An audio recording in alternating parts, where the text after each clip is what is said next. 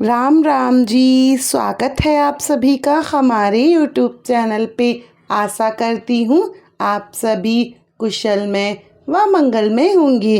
भक्तजनों, आज हम आपके लिए सावन के मंगलवार के दिन रखे जाने वाले मंगला गौरी माता की व्रत की कथा सुनाने जा रहे हैं।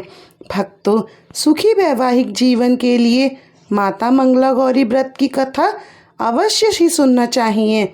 यदि आप मंगला गौरी माता का व्रत रखते हैं तो इस व्रत कथा को सुनना अनिवार्य है, तभी आपको अपने व्रत का पूर्ण फल मिलता है। भक्तों, कृपया करके कथा को पूरा ही सुनिएगा, क्योंकि भगवान जी की कथाओं को कभी भी आधा अधूरा नहीं सुनना चाहिए। इन्हें हमेशा पूरा ही सुनना चाहिए। पूरी कथा सुनने से ही इसका पूर्ण फल प्राप्त होता है। आधा अधूरा कथा सुनने से इसका दोष भी लग सकता है। भक्तों, मंगला गौरी माता की व्रत कथा इस प्रकार है। प्राचीन समय की बात है। एक नगर में एक कमला नाम की औरत रहती थी। कमला अपनी बेटी राधा के साथ रहती थी। कमला के पति का स्वर्गवास हो चुका था। कमला गांव में ही रहने वाले एक सेठ के यहाँ घर के काम करके किसी तरह अपना और अपनी बेटी का पालन पोषण किया करती थी। राधा जब बड़ी हो गई तो कमला को उसके विवाह की चिंता सताने लगी। वह दोनों माँ बेटी रोज शिव जी और माता पार्वती जी का पूजन किया करती थी। कमला भगवान शिव की बहुत बड़ी भक्त थी। उसे अपने भगवान शिव पर बहुत विश्वास था। कमला एक दिन अपने जहाँ पर काम करती थी वहाँ से काम करके लौट रही थी। तभी उसने कुएं के पास दो औरतों को आपस में बातें करते हुए सुना। उनमें से पहली औरत कह रही थी कि मैं सावन में माता मंगला गौरी का व्रत करूंगी, क्योंकि सावन के मंगलवार को माता मंगला गौरी का व्रत करने से अच्छा घर और वर मिलता है। इसीलिए मैं तो सावन के प्रथम मंगलवार से ही माता मंगला गौरी का व्रत करूंगी, जिससे मुझे सुयोग पति मिल जाए। तभी कमला ने जब यह बात सुनी तो उसने घर आकर अपनी बेटी राधा को यह सब बातें बताईं। तभी राधा ने कहा, माँ, वह तो सब ठीक है, पर शादी में खर्च करने के लिए इतना धन कहाँ से आएगा? और यदि विवाह के लिए सुयोग्य वर मिल भी गया तो क्या वह बिना धन के मुझसे शादी करेगा? राधा की बात सुनकर कमला गहरी सोच में पड़ गई। फिर उसने अपनी बेटी राधा से कहा, जो होगा वो देखा जाएगा। भगवान शिव और माता पार्वती हम पर सदैव अपनी कृपा बनाए रखेंगे।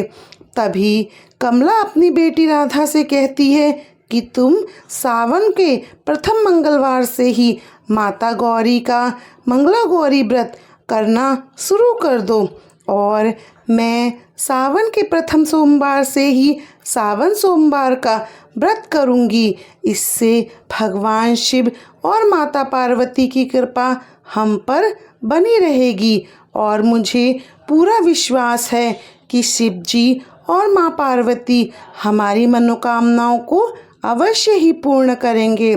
माँ की बात सुनकर राधा ने सावन के पहले मंगलवार से ही मंगला गौरी माता का व्रत किया और शाम को पूजा कर व्रत खोला। अगले दिन कमला जिन सेठियाँ काम करती थी वहाँ से काम करके जब वापस आ रही थी, तभी रास्ते में एक पीपल के पेड़ के पास पहुँची तो उसे किसी के रोने की आवाज़ सुनाई दी। कमला ने इधर उधर देखा तो उसे पेड़ के नीचे बैठी एक बुढ़िया की करुण आवाज़ आई। कमला ने बुढ़िया से उसके रोने का कारण पूछा तो बूढ़ी माई ने कमला को बताया, यह पेड़ मेरा बेटा है। मेरा बेटा एक लकड़हारा था। लकड़ियाँ बेचकर हमारा किसी तरह से गुजारा चल रहा था। एक दिन मेरा बेटा पेड़ पर चढ़कर लकड़ियाँ काट रहा था। उसी पेड़ के नीचे एक ऋषि जी अपनी ध्यान साधना में बैठे हुए थे। लकड़ी का एक टुकड़ा गिरकर ऋषि के सिर पर गिर गया, जिससे ऋषि को बहुत क्रोध आया और ऋषि ने क्रोधित होकर मेरे बेटे को श्राप दे दिया और वह यहाँ पीपल का पेड़ बन गया। तभी उसी रात मेरे बेटे ने मुझे सपने में आकर बताया और तब मैं ऋषि के पास पहुँची तो उन्होंने अपना श्राप वापस लेने के लिए मना कर दिया। तब उन्होंने मुझसे कहा कि मैं अपना श्राप वापस तो नहीं ले सकता हूँ, लेकिन यदि कोई कन्या इस पेड़ से विवाह करे तो उसके पुण्य कर्म से यह पेड़ फिर से इंसान बन सकता है, परंतु उस कन्या के सारे पुण्य चले जाएंगे, जिसके कारण वह कुरूप और बीमार हो जाएगी और 1 वर्ष के बाद ही उसकी मृत्यु हो जाएगी। बुढ़िया माई ने कहा, कौन सी ऐसी कन्या व उसका परिवार होगा जो यह बात सुनकर मेरे बेटे से शादी करने को तैयार होगा। कमला बुढ़िया माई की बातें सुनकर चुपचाप वहाँ से अपने घर को चली आई। घर आकर उसने सारी बातें अपनी बेटी राधा से कही। तभी अपनी माँ की बातें सुनकर राधा ने कहा, माँ, मैं इस पेड़ से विवाह करने को तैयार हूँ और अपने सारे पुण्य भी देने को तैयार हूँ। अपनी बेटी की ऐसी बातें सुनकर कमला ने कहा, नहीं, मैं तुम्हें ऐसा नहीं करने दूंगी। यदि तुम ऐसा करोगी तो 1 साल में ही तुम्हारी मृत्यु हो जाएगी। ऐसा मैं तुम्हें करने कभी नहीं दे सकती। तभी राधा ने कहा, माँ, मेरी रक्षा माँ गौरी करेंगी। आगे मेरी किस्मत रही, आप चिंता ना करें। वह कमला से जिद करने लगी और राधा ने खाना पीना सब छोड़ दिया। तभी 2-3 दिन बाद कमला को अपनी बेटी राधा की जिद के आगे घुटने टेकने ही पड़े। तभी कमला अपनी बेटी राधा को उसी पेड़ के पास लेकर गई जहाँ उसे वो बुढ़िया माई ने सारी बात बताई थी। तभी कमला ने बुढ़िया माई से कहा कि माताजी, ये मेरी बेटी हैं और ये आपके बेटे से शादी करने को तैयार है। जब बुढ़िया माई ने यह बात सुनी तो वह बहुत खुश हुई और उसने उसी दिन पंडित जी को बुलाकर उसका विवाह अपने बेटे के साथ कर दिया।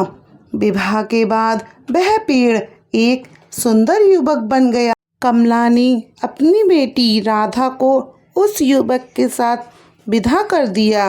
राधा के सारे पुण्य और अच्छे कर्म उसके पति को लग गए, जिसके कारण राधा बीमार रहने लगी। उसने अपने ससुराल जाकर भी भगवान शिव और माता पार्वती की पूजा करना नहीं छोड़ी। वह वहाँ पर भी भगवान शिव और माता को पार्वती की रोज पूजा किया करती थी। राधा अपनी बीमारी में भी मंगला गौरी माता का व्रत करती रही। 1 माह बाद उसकी चारों व्रत पूरे हो गए और वह बहुत कमज़ोर हो गई थी। उसे पता था कि उसकी मृत्यु निश्चित है, पर वह बीमारी से होकर मरना नहीं चाहती थी। तभी राधा ने सोचा कि जो मृत्यु 1 साल बाद आनी है वह कुछ ही दिनों में आ जाए।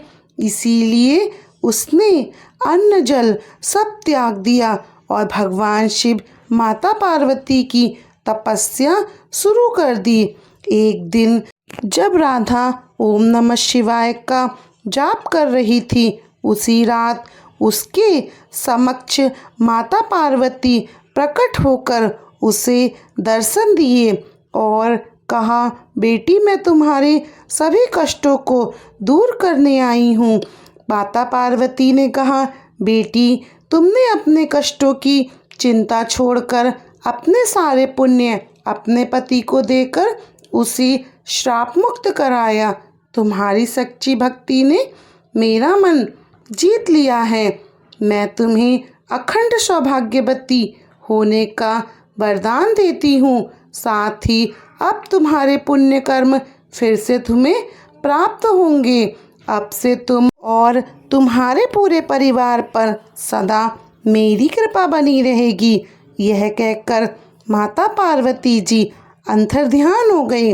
उनके जाने के बाद राधा पहले जैसी रूपवती हो गई। हे गौरी माँ, हे मंगला गौरी माँ, आपका व्रत करने वाली सभी स्त्रियों के सुहाग की रक्षा करना व कुंवारी कन्याओं को सुयोग वर देना।